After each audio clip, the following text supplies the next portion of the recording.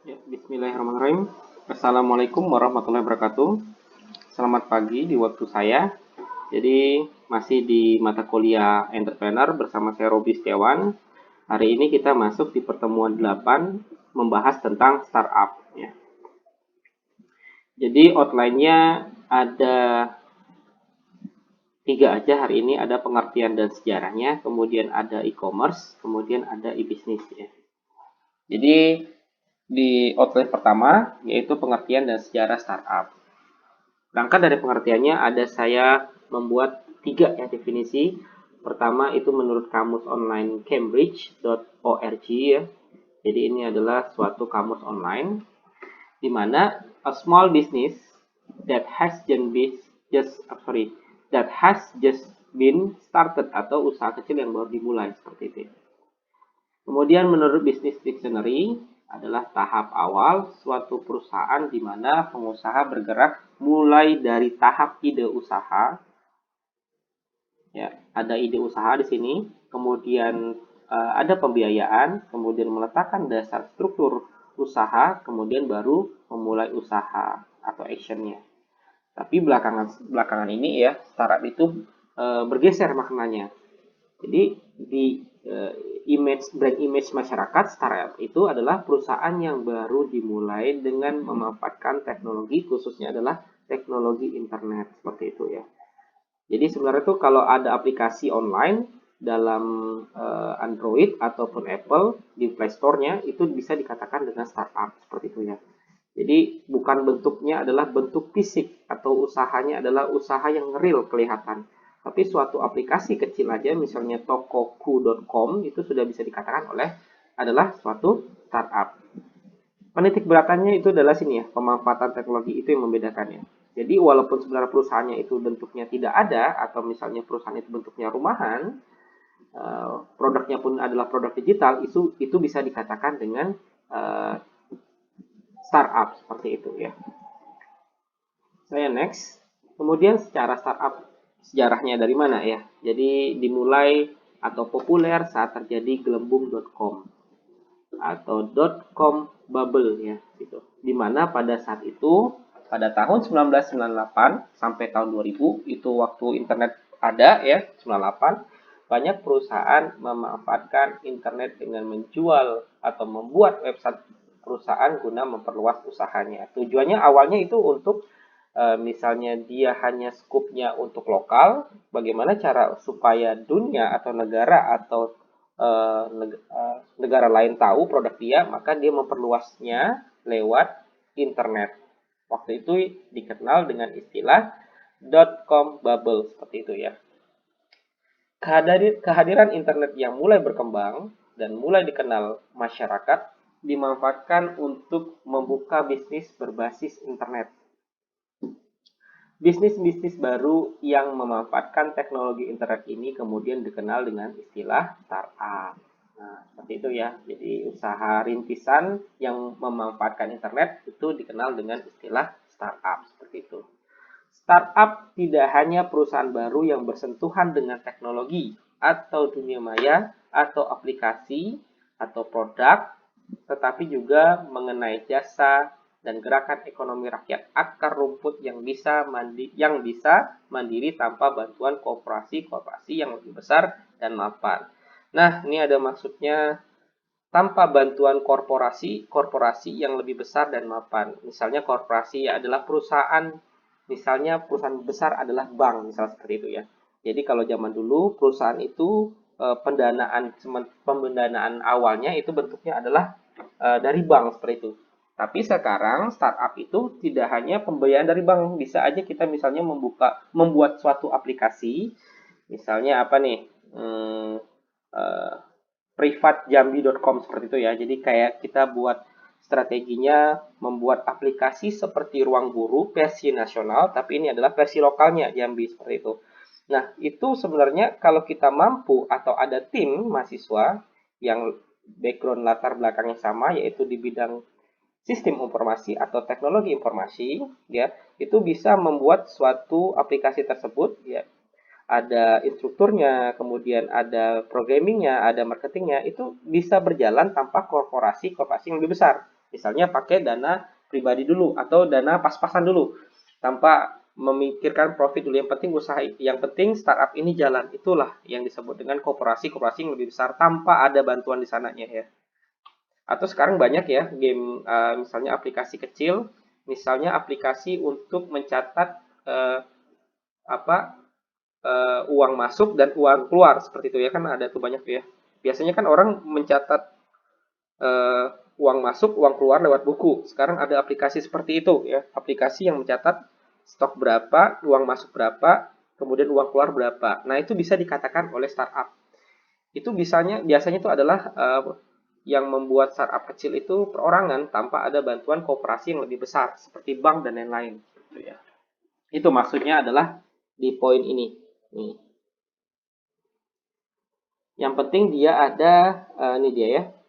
Perusahaan baru poinnya, kemudian bersentuhan dengan teknologi, ini poinnya perusahaan baru, dia harus baru ya, masih baru itu kategorinya 10 tahun masih dikategorikan pada baru ya.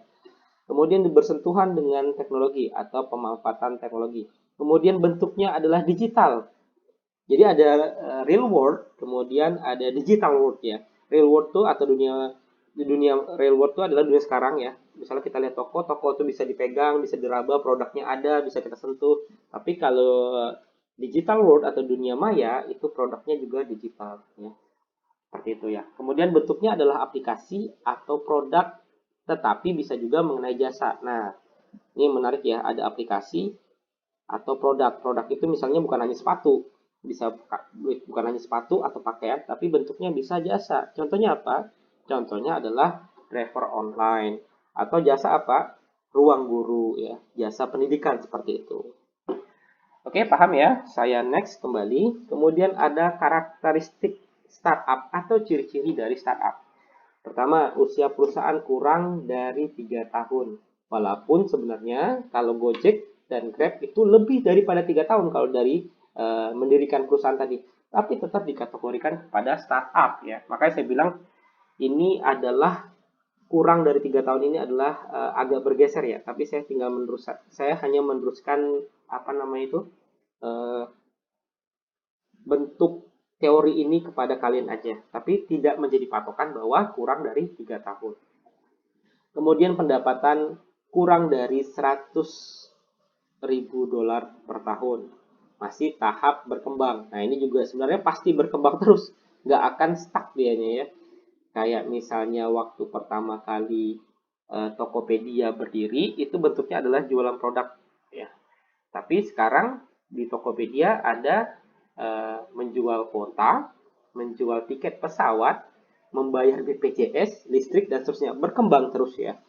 Nah, jadi ini sebenarnya istilahnya ya, masih tahap berkembang ini enggak. Tapi kata-kata yang mungkin yang tepat, terus berkembang seperti itu ya, adalah ciri-cirinya. Tapi ya balik lagi, ini adalah materi yang sudah akan saya sampaikan kembali. Tapi dengan ada pelurusan atau ada pembetulan dari saya, dari dosen gitu ya. Kemudian umumnya beroperasi dalam bidang teknologi, jelas ya. Nah, persentuhan langsung dengan teknologi. Produk yang dibuat berupa aplikasi dalam bentuk digital ya. Emang aplikasi ada yang tidak digital, ya, bentuknya ada ya. Tapi ini harus bentuknya adalah digital.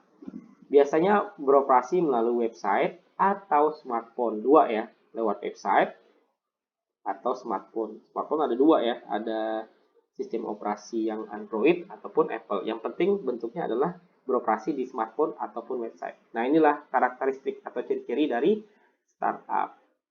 Jelas ya, saya nggak ada masalah rasanya. Saya next kembali. Kemudian ada perkembangan startup di Indonesia. Perkembangan startup di Indonesia bisa dikatakan sangat pesat atau mengembirakan. Setiap tahunnya atau bahkan setiap bulannya, founder startup atau pemilik ya, founder itu istilah adalah pemilik dari startup baru bermunculan. Jadi ada menurut dailysocial.net, sekarang ini seenggaknya atau setidaknya lebih dari 15.500 startup lokal yang ada di Indonesia. Potensi pengguna internet. Kenapa ini bisa tumbuh seperti ini?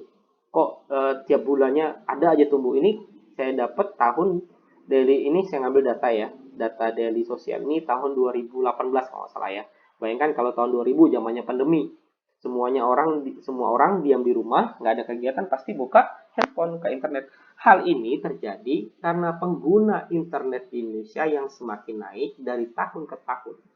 Tentunya merupakan lahan basah. Lahan basah itu adalah lahan yang sangat profit ya untuk mendirikan sebuah startup.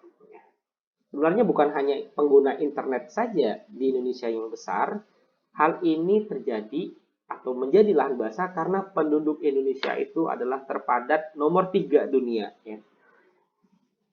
Saya punya data tahun 2020, penduduk Indonesia itu ada 240 juta ke atas. Saya nggak tahu ke atas ini, mungkin bisa 6 ataupun 8. Jadi anggaplah kita ngomongin 240 juta. Bayangkan jumlah penduduk Indonesia. Dan semuanya itu rata-rata menggunakan internet dari anak TK sampai ke orang tua. Yang paling gampangnya anak TK itu mereka mengakses YouTube ya. Dan yang paling tuanya, yang paling gampang dia mengakses sosial media. Kalau yang usia kayak kalian ya mahasiswa ya range-nya dari belasan sampai 30 itu banyak hal yang diaksesnya ya. Ada game, ada sosial media, ada YouTube, ada apa lagi? Ada tutorial ini nggak tahu lah ya. Belum lagi website ya, misalnya mencari tugas. Bayangkan begitu growth-nya internet atau pengguna Indonesia tadi ya, internet Indonesia. Nah, inilah terjadi makin derasnya growth-nya startup atau munculnya founder-founder baru. Berdasarkan beberapa riset tahun 2013, diperkirakan pengguna internet di Indonesia mencapai 70 juta. Sorry ya, datanya saya punya 2013, belum saya update lagi ya.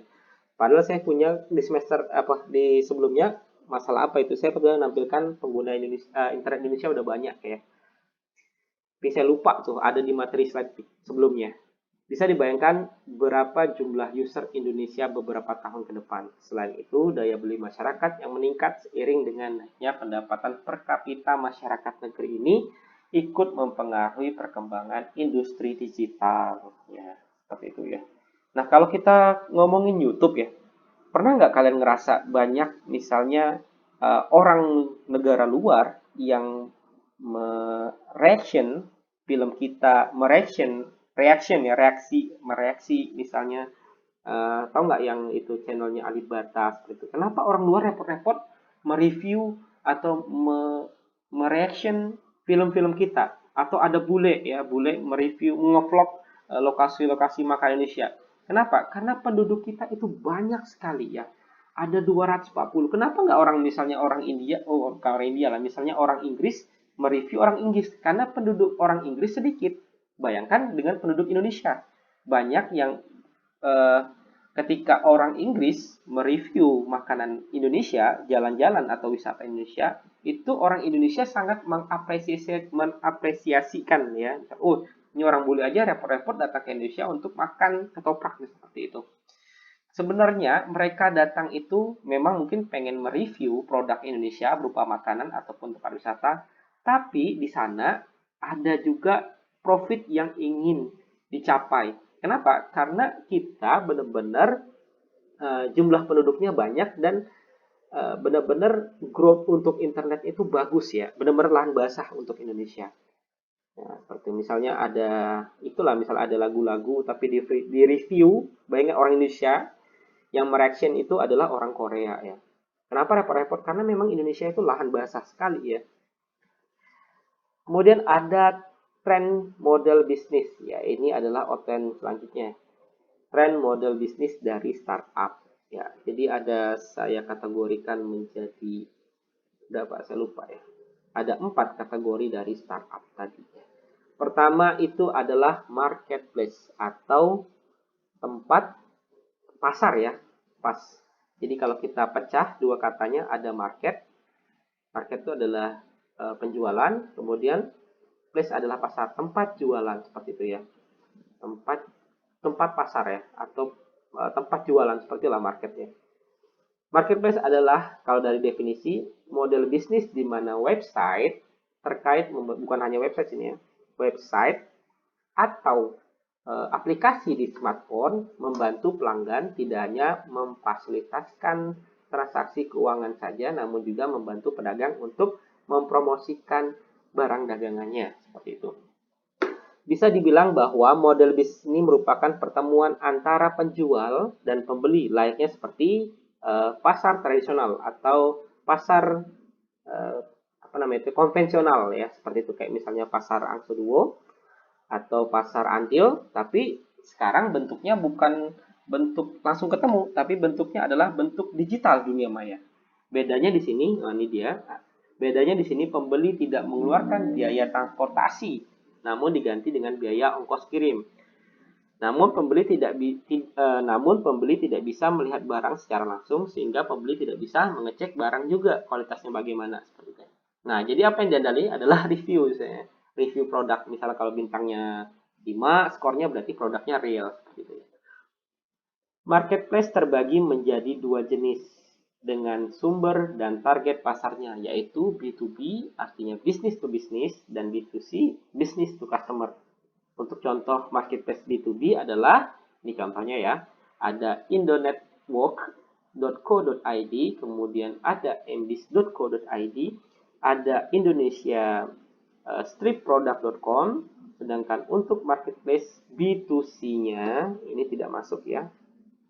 Ini masuknya adalah C2C ya. Mungkin saya lupa ya. B2C-nya adalah Shopee, Tokopedia, dan Bukalapak. Nah, ini sebenarnya ada pembahasan khusus antara B2B, B2C. Ini masuknya adalah C2C, customer kepada customer, seperti itu ya. Nanti ada pembahasan khusus ya. Nah, saya akan menjelaskan yang paling umum atau sering ditemukan di Indonesia, yang sering diakses Indonesia startup. Misalnya kita ngomongin adalah produk Indonesia lah ya. Kalau Bukalapak ini memang produk Indonesia, tapi sudah mulai redup.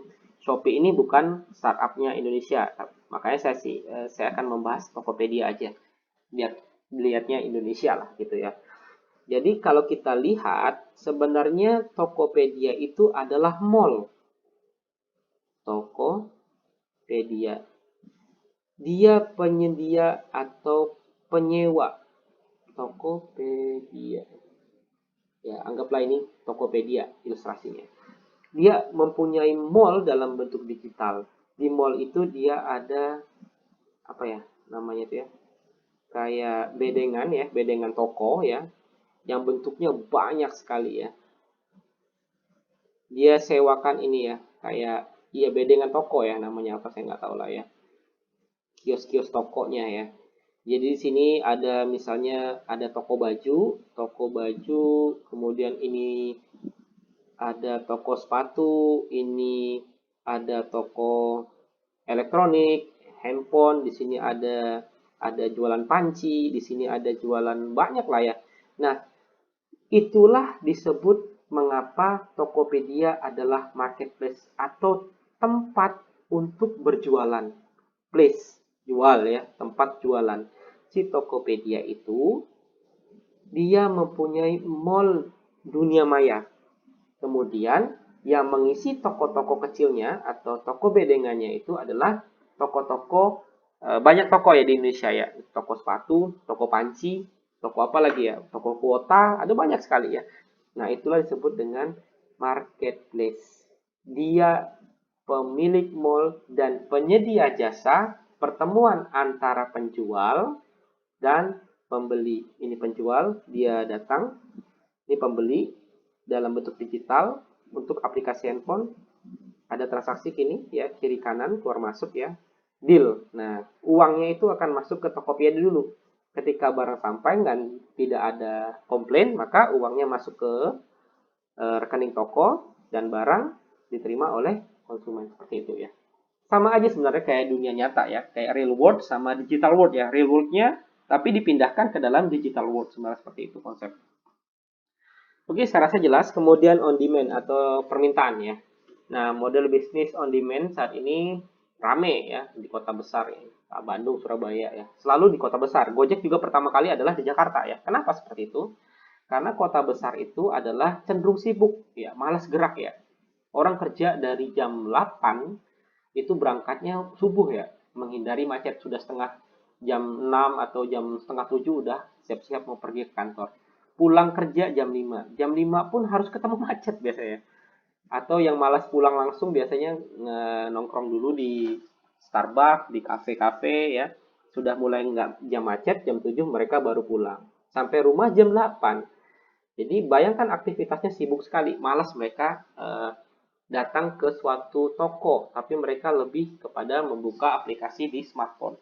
Dan mereka rata-rata kota besar itu adalah melek teknologi, atau memang nggak gaptek di teknologi dibandingkan dengan kota kecil. Itu alasannya ya. Kayak Jakarta kemarin itu adalah pertama rilisnya itu di Jakarta, Gojek tadi.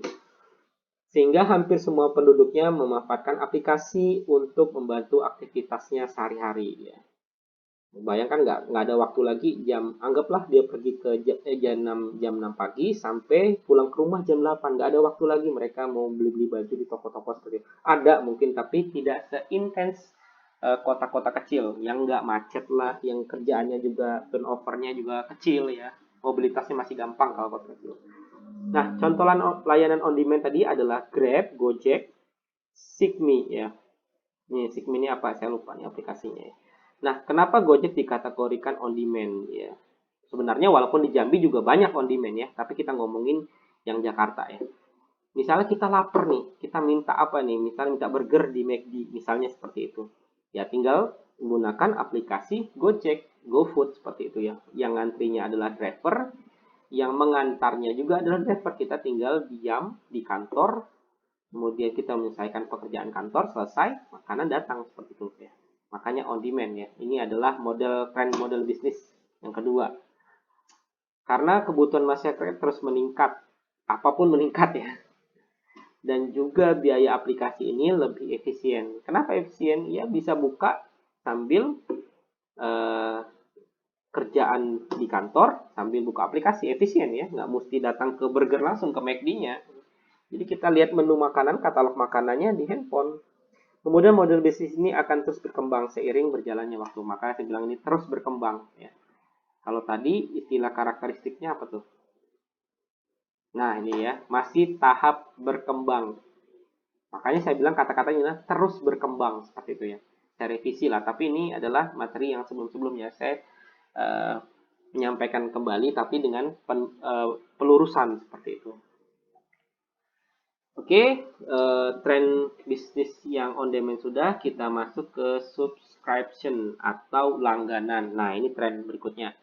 Jadi, aplikasi saya langsung aja ya, yang mengadaptasi dari tren model bisnis ini adalah Joox, Spotify, dan Netflix. Nah, ini kenapa bentuknya langganan? Kalau saya buat definisi dulu, pengertiannya, Joox ini adalah aplikasi untuk langganan musik, seperti itu ya. Kemudian Spotify ini adalah aplikasi langganan dalam bentuk review produk game, seperti itu ya. Kemudian Netflix apa? Langganan untuk nonton film. Jadi layanan streaming musik Jadi aplikasi berlangganan atau subscription yang digunakan secara terus-menerus oleh konsumen seperti streaming musik, film, dan lain sebagainya. Bagaimana cara kerjanya? Cara kerjanya adalah dengan memberlakukan tarif pengguna setiap bulan. Bukan setiap bulan aja ya, ada harian kalau nggak salah ya. Misalnya kayak kuota ya, kuota tri 1 hari berapa gitu. Atau tahunan. Ada juga dalam bentuk paket ya. Paket yang new user seperti itu ya. Beda lagi ya. Atau paket yang sudah berlangganan selama 5 tahun, itu ada lagi paketnya. Dan seterusnya. Jadi bisa ada 4 kategori. Bisa harian, bisa bulanan, tahunan, atau paket khusus seperti itu ya. Untuk menikmati fasilitas pada bisnis yang ditawarkan. Model bisnis ini memiliki persaingan yang cukup berat. Karena, kenapa berat Pak? Karena mengutamakan teknologi dan juga menyediakan semua konten secara lengkap. Nah, yang berat itu sini ya. Semua konten secara lengkap hingga tidak ada pertanyaan dari pengguna dan pengguna tinggal pakai doang aplikasinya. Kenapa berat? Misal kita ngomongin Joox ya. Joox ini saya bilang tadi adalah aplikasi langganan untuk musik. Kontennya apa? Misalnya orang Indonesia ingin mendengar lagunya dangdut Rhoma Irama seperti itu ya. Yang judulnya Saya Tobat misalnya seperti itu ya. Ternyata nggak ketemu di Joox. Karena Joox apa? Joox itu mempunyai konten lagu-lagu Eropa, Korea, dan seterusnya saya nggak tahu. Tapi di Indonesia yang untuk konten dangdut tidak ada. Nah, itu berat tantangannya. Konten harus lengkap. Atau misalnya Netflix ya, kita nonton Warkop. Mungkin ada nggak di Warkop? Saya belum pernah coba ya. Nah, ternyata Warkop nggak ada di Netflix. Nah, itu konten harus lengkap ya. Sehingga tidak menimbulkan pertanyaan dari pengguna. Ya, pengguna tinggal pakai doang. Itu tantangan terberatnya. Karena yang subscription ini terkendala oleh kultur negara yang berbeda-beda, hobinya beda-beda, ya. Kemudian budayanya juga beda-beda seperti itu ya. Oke, paham ya subscription atau langganan ya. Saya next kembali. Kemudian ada tren yang namanya premium. Premium ini sebenarnya ini ya, saya pisahkan, saya penggal menjadi dua kata, free atau gratis ya. Plesetannya apa? Plesetannya adalah premium, bukan freemium. Itu plesetannya. Berdasarkan kata free atau gratis atau bebas biaya dan juga kata premium, ini plesetannya. Jadi premium seperti itu ya. Adalah model bisnis yang memberikan layanan dasar secara gratis kepada pengguna, namun dikenakan tarif untuk layanan premium. Jadi kalau mau dari premium ke premium, ngeluarin duit seperti itu. Untuk fitur yang lebih eksklusif kepada pengguna yang berbayar. Bisnis lokal yang menggunakan model bisnis adalah urban hire. Ini bisnis lokal ya. Urban hire ini adalah apa namanya itu? Kayak human recruitment atau HRD. Kita mencari perusahaan ya, misalnya.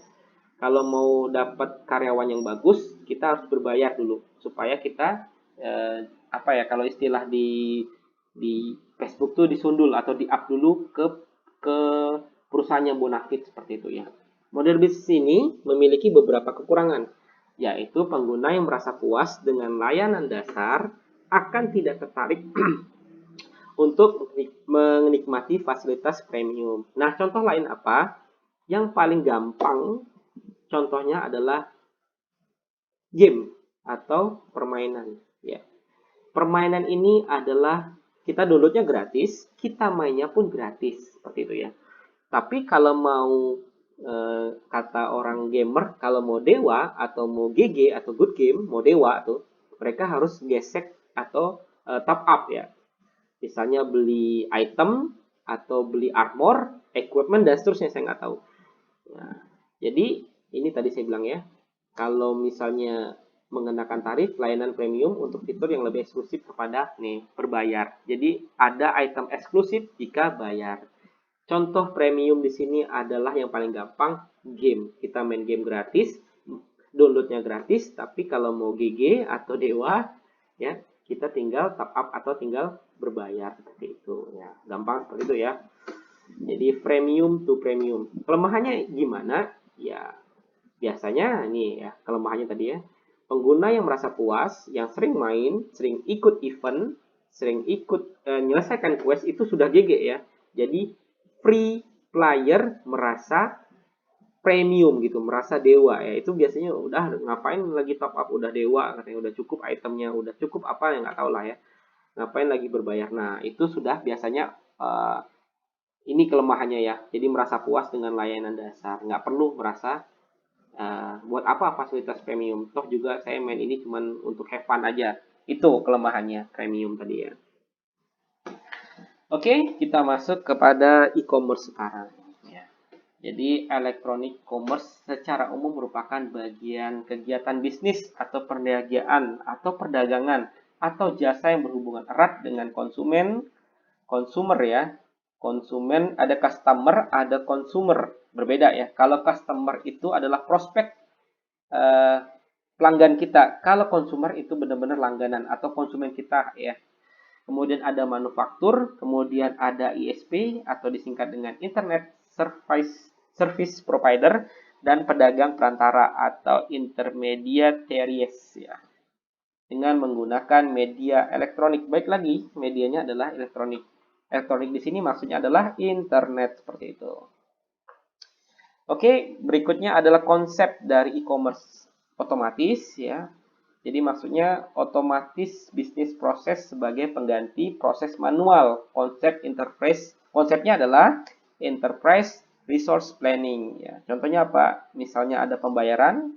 Ketika pembayaran ada, tidak ada butuh pengecekan kembali apakah si A sudah bayar atau belum. Pengecekan pembayaran uang masuk itu dilakukan oleh komputerisasi. Ya, benar kan? Kemudian ada streamlining atau integration, proses yang integrasi untuk mencapai hasil yang efisien dan efektif.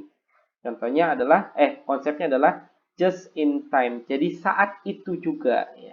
Misalnya kita membeli kuota, kita sudah bayarkan, saat itu juga kuota masuk ke dalam smartphone kita. Just in time. Just in time itu saat itu juga kalau bahasa Indonesianya. Kemudian ada publishing ya. Publish ya. Berarti di publish itu apa ya kalau bahasa Indonesia? Publish, dipasarkan apa ya? Diumumkan kayak gitu ya. Kemudahan berkomunikasi dan promosi untuk produk dan jasa yang diperdagangkan. Konsepnya adalah elektronik katalog ya. Kalau beli baju tinggal geser-geser aja, mau cari warna apa, ukuran apa, L, searching, ketemulah katalognya. Saya mencari misalnya adalah handphone Xiaomi 4000, misal seperti itu ya. Tinggal ketik di fasilitas searching, maka secara komputerisasi dia akan memunculkan katalog yang kita cari. Misalnya ada toko A menampilkan Xiaomi 4000 harganya 1 juta. Toko B secara katalog juga semuanya dimunculkan tokonya. Tinggal milih toko mana yang kira-kira kita percaya. Seperti itu ya, publishing. Kemudian ada interaction atau pertukaran informasi antar pelaku bisnis dengan meminimalisasi human error. Konsepnya adalah electronic data interchange. Nah, maksudnya apa? Saat mendaftarkan atau ingin mengakses suatu aplikasi, kita kan sudah diminta masukkan nama dan alamat. Ketika ada pengiriman, alamat itu sudah copy paste ke dalam sistem. Jadi tidak ada ditulis manual oleh manusia. Misalnya ya, kalau secara manusia takutnya misal nomor rumah 119 karena mungkin banyaknya overbook dari karyawan, mungkin dia capek ya. Ada human error dari 119 nomor rumah menjadi 199. Nah, ini diminimalisasi dengan adanya konsep interaction atau electronic data interchange. Ya, konsepnya seperti itu. Kemudian transaction, kesepakatan dua pelaku bisnis untuk bertransaksi dengan melibatkan institusi lain sebagai fungsi pembayaran. Konsepnya adalah electronic payment ya. Jadi misalnya kalau kita lihat, kalau dari Tokopedia, ya institusi lainnya adalah OVO seperti itu ya. Kenapa dia butuh seperti perusahaan untuk pembayaran? Ya nggak mungkin ya. Atau institusi lain apa misalnya? Ada apa namanya? Alfamart atau apa selain Alfamart tuh? Indomaret ya. Jadi bisa bayar Shopee di Alfamart atau Indomaret. Kenapa seperti itu? Ya, bayangkan, nggak mungkin beli produk di Tokopedia atau Shopee memasukkan uang 100.000 satu lembar ke dalam handphone. Nggak mungkin ya. Berarti harus bentuknya adalah digital uang itu. Harus dikonversikan dari bentuk real 100.000 satu lembar ke dalam ke dalam e-money atau electronic money seperti itu. Nah, dia butuh itu ya. Ya, jadi inilah konsep dari e-commerce ya. Jelas ya? Saya next kembali. Ini dia ada lagi ternyata belum habis ya. Ada ruang lingkup dari e-commerce, ada B2B ya, yang seperti saya bilang tadi pada marketplace. B2B itu adalah business to business ya. Jadi hubungannya sesama perusahaan. Kalian baca sendiri ya, ada pengertiannya, kemudian ada karakternya, ada cirinya. Saya menjelaskan secara gamblang aja secara cepat ya. Jadi mereka jualan itu bukan dari perusahaan langsung kepada customer, tapi dari perusahaan kepada perusahaan atau business to business. Nah, contohnya apa? Contohnya, saya langsung aja ya, kalian baca sendiri pengertian dan karakter ciri-cirinya.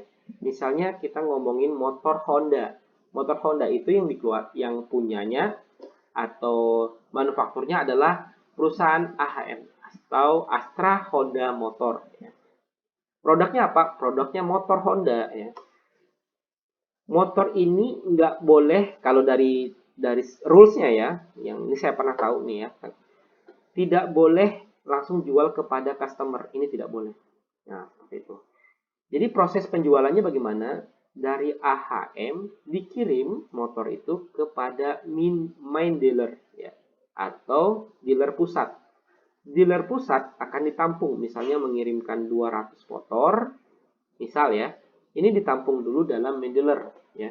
Main dealer akan distribusikan lagi kepada dealer ya. Nah, dari dealer ini baru bisa jual kepada customer seperti itu ya. Jadi proses yang ini dari AHM ke main dealer itu disebut dengan proses business to business. Atau proses dari dealer kepada main dealer itu juga disebut dengan proses business to business. Nah, dealer kepada customer itu apa, Pak? Itu B2C. Di next page ya, di next slide ya. Dari dealer kepada customer itu adalah B2C ya. Nah, yang ingin saya jelaskan adalah perusahaan kepada perusahaan. Ini contohnya AHM kepada main dealer kepada dealer. Seperti itu ya. Nanti baca sendiri ya. Saya mempersingkat waktu aja. Kemudian ada B2C. Nah, yang saya bilang tadi dari dealer kepada customer. Contohnya apa nih? Contohnya kalau pada startup itu adalah Tokopedia ya. Tokopedia nih, Tokopedia. Nah, dia memfasilitasi ya. Nama perusahaannya adalah Tokped. Tokopedia, Tokped lah saya singkat. Tokped. Fasilitasnya apa? Ini ada toko, ini ada orang beli di toko. Nah, orang kirim lagi kepada pembeli seperti itu ya. Jadi mereka memfasilitasi aja. Karena dari perusahaan dia penyedia mall digitalnya, kemudian dari customer kepada toko, toko balik lagi kepada customer dan seterusnya ya. Nah, ini contohnya Tokopedia, apalagi B2C, ada Shopee, apalagi B2C. Contohnya adalah Gojek, termasuk ya, Gojek. Dia jual apa tuh? Dia jual kuota, dia jual bayar BPJS. Nah, itu perusahaannya langsung kepada customer dan seterusnya ya.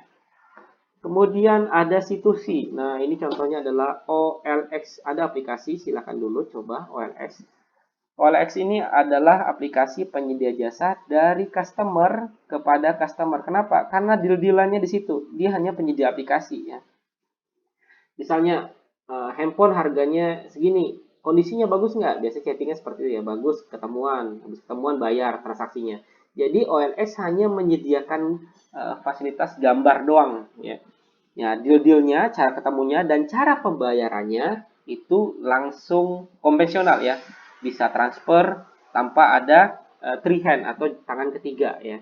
Kalau Shopee dan Tokopedia kan barang ditampung duit ditampung dulu di Shopee atau Tokopedia, jika barang terima tanpa ada komplain baru ditransfer kepada toko.